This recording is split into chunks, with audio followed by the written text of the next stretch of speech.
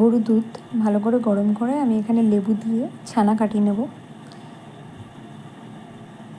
ছানা কাটা হয়ে গেলে এটাকে ছেঁকে নিয়ে জল দিয়ে ভালো করে ধুয়ে নেব, যাতে লেবুর যে টক ভাবটা সেটা চলে যায়।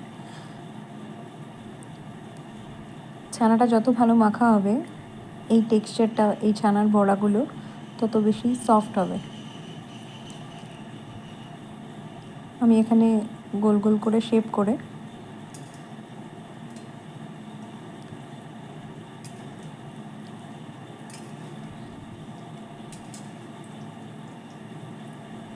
ভেজে নেব।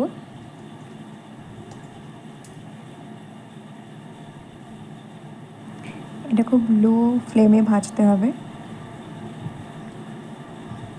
খুব ভালো করে লাল করে ভেজে নেব।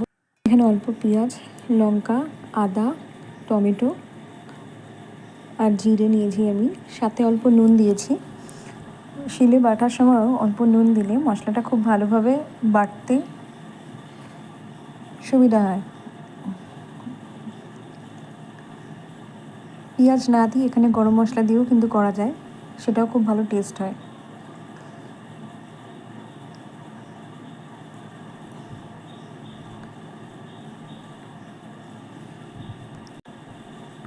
অল্প জল দিয়ে মশলাটা করে নেব।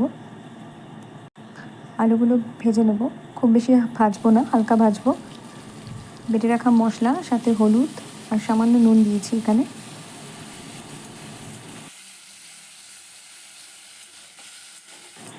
মশলাগুলো আলুর সাথে খুব ভালোভাবে কষিয়ে নেব।